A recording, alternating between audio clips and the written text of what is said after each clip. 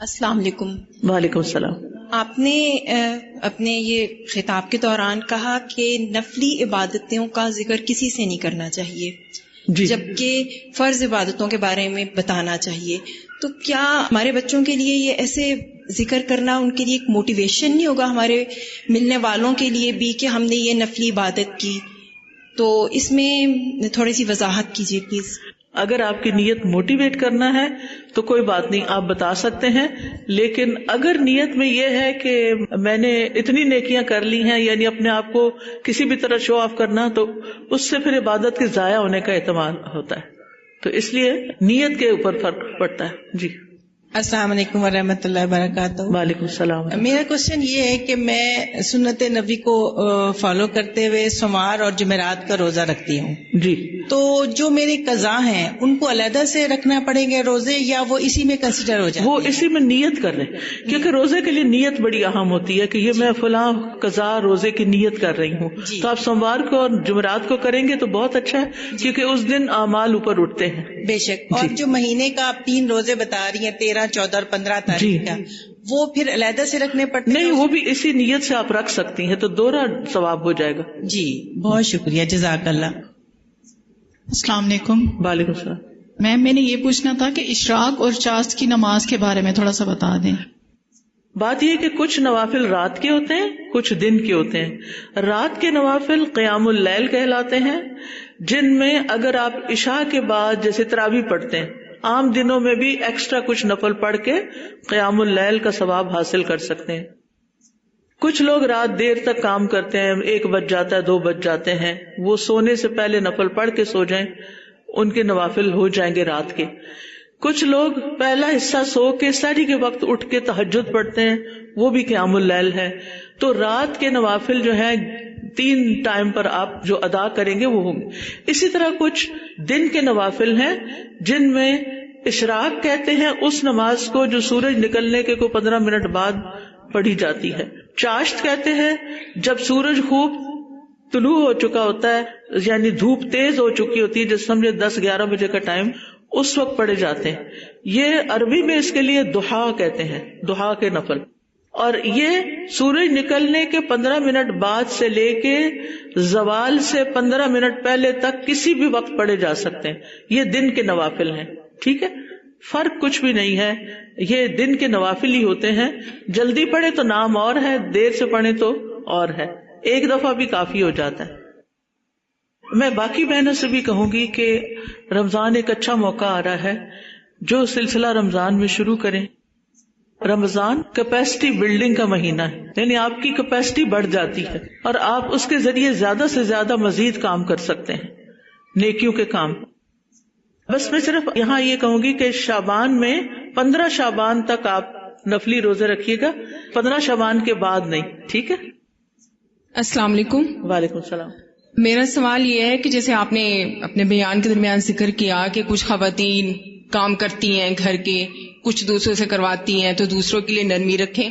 تو خواتین جو گھر کے خود کام کرتی ہیں تو ان پہ بھی تو بہت زیادہ برڈن ہوتا ہے. بالکل. تو اکثر افطاری کے ٹائم میں بہت زیادہ کام کی وجہ سے وہ جو دعاؤں کی قبولیت کا وقت ہوتا ہے تو اس میں وہ کام میں مصروف ہوتی ہیں.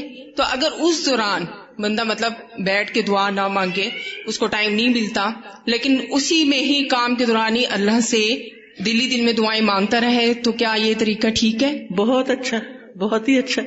بلکہ میں سمجھتی ہوں کہ بعض اوقات مصلی پہ بیٹھ کے نا شیطان ہم پہ زیادہ آ جاتا ہے اور وہ ہمارا ڈسٹریکٹ کر دیتا ہے ہمیں. تو چلتے پھرتے دل ہی دل میں اللہ سے باتیں کریں، شکر ادا. اگر آپ کچھ مانگا نہیں نا آپ نے، یہاں میں ایک بات بتانا چاہوں گی آپ کو مزے کی. اگر آپ کو سمجھ نہیں آ رہا کہ آپ کیا مانگے اللہ سے، ایک ہوتا ہے نا کہ کام کے دوران جو بھی کام کریں، کھانا پکا رہے، جو اللہ تیرا شکر تو نے یہ نعمتیں دی، اللہ تیرا شکر تو نے مجھے ہمت طاقت دی کہ میں پکا سکتی ہوں، اللہ تیرا شکر کہ تو نے مجھے گھر دیا، کہ مجھے بچے دیے کہ میں ان کو کھلا سکتی ہوں اور نیکی کما سکتی ہوں. شکر ادا کرنا شروع کر دیں. الحمدللہ الحمدللہ الحمدللہ دل سے. دیکھیے قیامت کے دن نا اوزان تولے جائیں گے. تولے جانے کا مطلب کیا ہے کہ عمل چھوٹا سا بھی ہوگا نا اور نیت اچھی ہوگی اور شوق اور توجہ سے کیا ہوگا، اس کا وزن پہاڑ جتنا ہو جائے گا. گنے نہیں جائیں گے، کیونکہ کچھ لوگ کہتے ہیں نا ہم نے 1000 دفعہ درود پڑھا آج، اچھی بات ہے بھائی، اللہ آپ کو توفیق دے، لیکن کتنی توجہ سے پڑھا آپ نے؟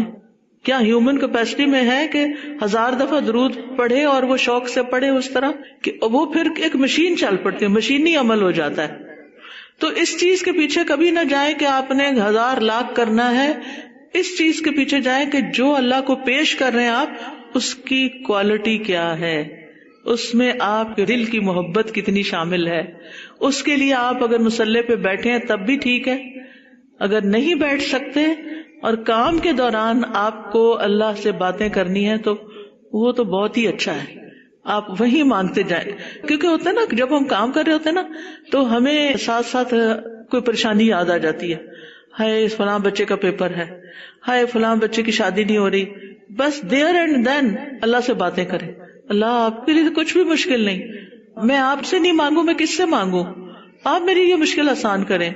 آپ نے مجھے یہ عطا کیا ہے، میں آپ کی بے حد شکر گزار ہوں. یا اللہ مجھے ہمیشہ شکر گزار رکھیں، کیونکہ شکر ادا کرنے والوں کی نعمتیں بڑھتی ہیں. قرآن مجید میں آتا ہے لَإِن شَكَرْتُمْ لَأَزِيدَنَّكُمْ، اگر تم شکر ادا کرو گے تو میں ضرور تمہیں اور زیادہ دوں گا. ٹھیک ہے نا؟ تو انشاءاللہ یہ بہت اچھا سوال آپ نے کیا کہ جس سے آپ کو پریشانی نہیں ہوگی کہ ہم نے کوئی زیادہ عبادت نہیں کی. عبادت صرف کہیں بیٹھ کے ہی نہیں ہوتی، مومن کی زندگی کا ہر کام عبادت ہے اگر وہ اللہ کو خوش کرنے کے لیے کر رہا ہے. گھر کے کام بھی اگر ہم خوش کرنے کے لیے کریں گے تو عبادت ہی عبادت ہے. جی السلام علیکم. میں ایک چھوٹی سی سجیشن دوں گی. جب افطاری سے تقریباً 2.5 گھنٹے پہلے بہت نقاہت ہوتی ہے، بالکل ہمت نہیں ہوتی، چھوٹے بچے ہیں تو نیند بھی پوری نہیں ہوئی ہوتی. جی جی، وہ 2 گھنٹے یقین کریں میں آپ کا لیکچر لگاتی ہوں اور میری افطاری ایسے بنتی ہے میں آپ کو بتا نہیں سکتی. اور بچوں کو میں نے چپ کرایا ہوتا ہے کہ چپ کر کے سنو، اسٹاپ کر دیتی ہوں اگر کچھ سمجھنا ہے بچوں کو، اور آدھا گھنٹہ پہلے ہم آف کر دیتے ہیں، دعائیں کرتے. وہ 2 گھنٹے الحمدللہ اتنے جلدی سے جو تھکاوٹ فیل بھی نہیں ہوتی ہے. یہ سجیشن ہے کہ آپ لوگوں کی افطاری انشاءاللہ کچھ سنتے رہیں اور اپنے کام کرتے رہیں، سنتے رہیں اور کام کرتے رہیں. بالکل، اس میں کوئی نہ کوئی عمل کی بات آ جائے گی اور ساتھ ساتھ عمل بھی کرتے رہیں. سازا میں کہنا چاہوں گی کہ جیسے بچوں کو بھی آپ اگر تھوڑا سا اپنے محبت کی کوئی بات دیں، پاس بٹھا کے کر دیں، جیسے ہم سارے آئے ہوئے ہیں. بچوں کے لیے یہ ہے کہ جو چیزیں آج سنی ہے نا آپ نے، اس میں سے 1 یا 2 باتیں پیار سے جا کے بچوں کے ساتھ شیئر کریں. ان کو رمضان کی ایکسائٹمنٹ دیں. رمضان آ رہا ہے اور اس میں ہم تراویح پڑھیں گے، ہم مسجد جائیں گے، ہم قرآن سنیں گے، ہم روزہ رکھیں گے. آپ کو پتا ہے بچوں کو روزے کا شوق ہم سے بھی زیادہ ہوتا ہے. اکثر میں نے سنا ہے کہ بچے پہلے سے اٹھ کے کھڑے ہو جاتے ہیں ہم نے بھی روزہ رکھنا ہے. آپ نا مستورات کے لیے اعتکاف کے بارے میں تھوڑی وضاحت کر دیں. رمضان کے جتنے بھی مسائل ہیں نا، وہ ایک کتاب ہے شہر رمضان، آئی تھنک اسٹال پہ اویلیبل ہوگی. اس میں اعتکاف کے متعلق بھی لکھا ہوا ہے. اعتکاف قرآن مجید میں آتا ہے وَأَنْتُمْ عَاكِفُونَ فِي الْمَسَاجِدِ. اعتکاف مسجد میں ہوتا ہے. ٹھیک ہے، گھر میں خواتین یعنی گھر کے کاموں کے علاوہ کچھ وقت نکال کے عبادت اور اچھی کر لے وہ ٹھیک ہے، لیکن اعتکاف جو ہے وہ مسجد کے اندر ہی ہوگا جن مسجدوں میں جگہ ہے. السلام علیکم ورحمۃ اللہ وبرکاتہ. وعلیکم السلام. اساتذہ ایک سجیشن دینا چاہوں گی. آپ نے بہت اچھی وضاحت تو کر دی ہے کہ ہم دل میں افطاری کے ٹائم پہ دعائیں کریں، لیکن یہ ایک بات بہت جو میری استاد نے مجھے سکھائی ہے یہ والی بات کہ ہم اگر 20 منٹ پہلے 15 سے 20 منٹ پہلے افطاری سے پہلے اگر اپنا دسترخوان کلوز کر لیں. آج کل ہمارے پاس سب چیزیں اویلیبل ہیں ٹھنڈے اور گرم چیزوں کو رکھنے کے لیے، چاہے مشروب ہو چاہے دوسری چیزیں ہوں.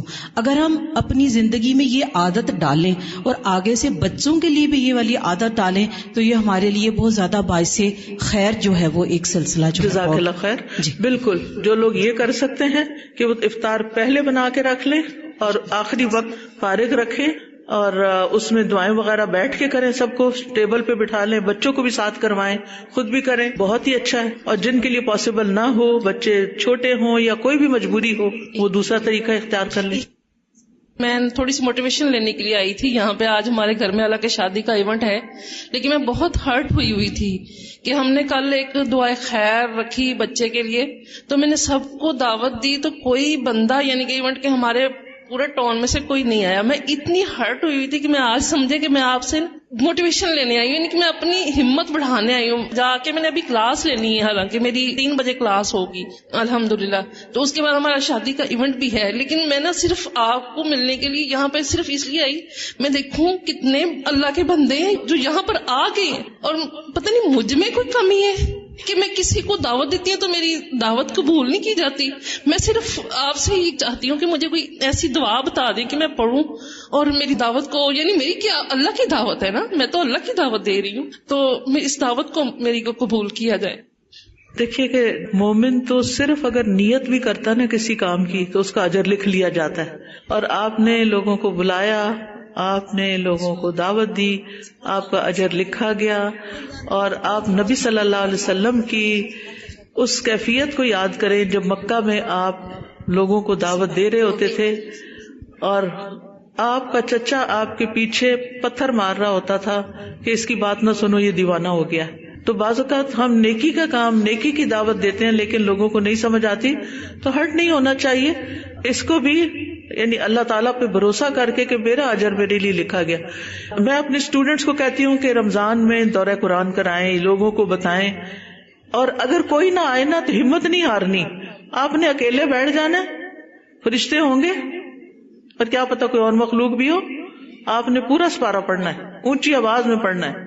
اور لوگوں نے واقعی میری اس نصیحت پہ عمل کیا, ہمت نہیں ہاری. اگلے دن کو 1 آ گیا, پھر 2 آ گئے, پھر کرتے کرتے کرتے قافلہ بڑھ گیا. تو ایسا کبھی ہو جاتا ہے, لیکن یہ ہے کہ اللہ صبر کرنے والوں کے ساتھ ہے. جی میں نے آپ سے پوچھنا تھا کہ ہم تو یہ سنتے ہیں کہ جب ہم کوئی بھی گناہ کرتے ہیں تو ہم اس کی جب توبہ کرتے ہیں تو وہ قبول ہو جاتی ہے, گناہ ہمارے معاف ہو جاتے ہیں. لیکن میں نے یہ پڑھا ہے لیکن ان گناہوں کے جو اثرات ہیں وہ رہتے ہیں ہماری زندگی پہ, تو ہم ان گناہوں کے اثرات کو کیسے ختم کر سکتے ہیں؟ قرآن مجید میں آتا ہے ان الحسنات یذہبن السیئات, نیکیاں گناہوں کو کیا کرتی ہیں, لے جاتی ہیں, مٹا دیتی ہیں. تو گناہوں کے اثرات دور کرنے کے لیے زیادہ سے زیادہ نیکی کے کام کرنے چاہیے تاکہ نیکیاں گناہوں پر غالب آ جائیں اور ان کو دور بھگا دیں. ٹھیک ہے استاذہ, یہاں پہ سب لوگ اکٹھے ہوئے ہیں. ویسے تو یہ رمضان مبارک ماشاءاللہ انشاءاللہ جیسے آپ نے بتایا کہ نیکیوں کا موسم ہے اور ہمیں انشاءاللہ بہت زیادہ ہم نیکیاں ہر طریقے سے سمیٹ سکتے ہیں. لیکن میں یہ بھی بتانا چاہوں گی کہ اگر کچھ لوگ روزہ رکھنے سے ڈرتے ہیں تو آج کل آپ دیکھ رہے ہوں گے کہ ہر ڈاکٹر بتا رہا ہے فاسٹنگ. جی ہاں, فاسٹنگ کریں, فاسٹنگ کریں, 16 گھنٹے کی فاسٹنگ, 18 گھنٹے کی فاسٹنگ, 12 گھنٹے کی فاسٹنگ. تو فاسٹنگ سے کیا ہوتا ہے کہ اندر سارا صاف ہو جاتا ہے. بالکل, آپ کی جگر کی بیماریاں, آپ کی ڈائبٹیز, آپ کی ہائپر ٹینشن, آپ کی ہر بیماری کلیئر ہو جاتی ہے. یہ اب پتا چل رہا ہے لوگوں کو, سائنس اب بتا رہی ہے, اور ہمارے رب نے کب سے یہ روزے کا ہمیں حکم دیا ہوا. تو یہ ایک طبی لحاظ سے بہترین چیز ہے. بیمار لوگ اس کو رکھ کے دیکھیں کہ وہ خوش ہو جائیں گے کہ ان کی ساری بیماریاں دور ہو جائیں گی انشاءاللہ. بس یہ کہ نیت ثواب کی رکھنی ہے, نیت ثواب کی رکھنی ہے. بیماری ٹھیک کرنے کے لیے نہیں رکھنا, وہ خود ہی ہو جائے گی. میں آپ سے اپنی زندگی کا چھوٹا سا ایک ایکسپیرینس شیئر کرنا چاہتی ہوں. رمضان کے حوالے سے ہے. ہمارے آس پاس بہت سارے ایسے لوگ ہوتے ہیں جو نیڈی ہوتے ہیں. ان کی سحری اور افطاری کا اگر ہم اہتمام کریں تو کتنی اچھی بات ہے. میری لائف میں ہمارے پاس ایک بزرگ تھے, ایک عورت اور ایک مرد ہیں. ان کی اولاد نہیں تھی, آئی تھنک 100 سال ان کی ایج تھی, اور وہ روزے رکھتے تھے. اور ہم نے اپنے گھر سے ان کی سحری اور افطاری مطلب بنا مردوں کے, بنا باپ کے, بنا بھائی کے ہم لوگوں نے ان کی سپورٹ کی ہے. اور میں چاہوں گی کہ سب اپنے آس پاس ضرور دیکھیں. بالکل. اور اگر آپ کے آس پاس سب کھاتے پیتے ہیں, کوئی نہیں ایسا, تو پھر انہیں علاقوں کی طرف راشن بھیجیں جہاں پر لوگ نیڈی ہیں. ٹھیک ہے, آپ سب کو دیکھ کے بہت خوشی ہو رہی ہے. اللہ تعالیٰ آپ کا آنا قبول کرے, اور اللہ کرے کہ ہمارے یہ رمضان سارے رمضانوں سے بہت اچھا گزرے. سبحان اللہ والحمد للہ ولا الہ الا اللہ واللہ اکبر ولا حول ولا قوة الا باللہ العلی العظیم. اللهم صل على محمد وعلى آل محمد كما صليت على إبراهيم وعلى آل إبراهيم إنك حميد مجيد. اللهم بارك على محمد وعلى آل محمد كما باركت على إبراهيم وعلى آل إبراهيم إنك حميد مجيد. ربنا آتنا في الدنيا حسنة وفي الآخرة حسنة وقنا عذاب النار. ربنا لا تزغ قلوبنا بعد إذ هديتنا وهب لنا من لدنك رحمة إنك أنت الوهاب.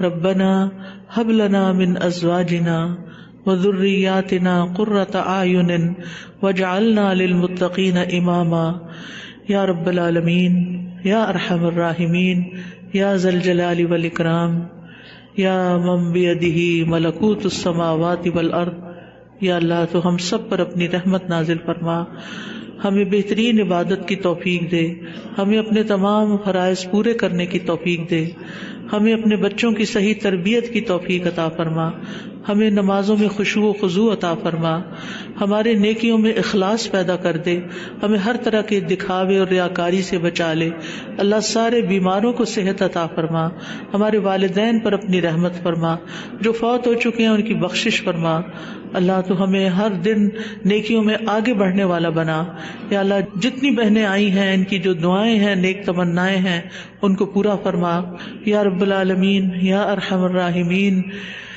جنہوں نے اس مجلس کا اہتمام کیا ہے، جو بھی جان مال وقت لگایا ہے، اللہ تعالیٰ اسے قبول فرما اور ان کے لیے صدقہ جاریہ بنا، اور ہم سب کو نیکی کے کاموں میں آگے بڑھنے کی توفیق عطا فرما۔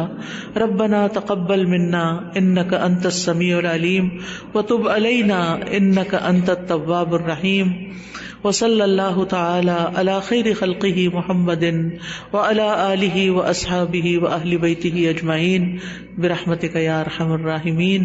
الہی آمین۔ سبحانک اللہم وبحمدک اشہد ان لا الہ الا انت استغفرک واتوب الیک۔ السلام علیکم ورحمۃ اللہ وبرکاتہ۔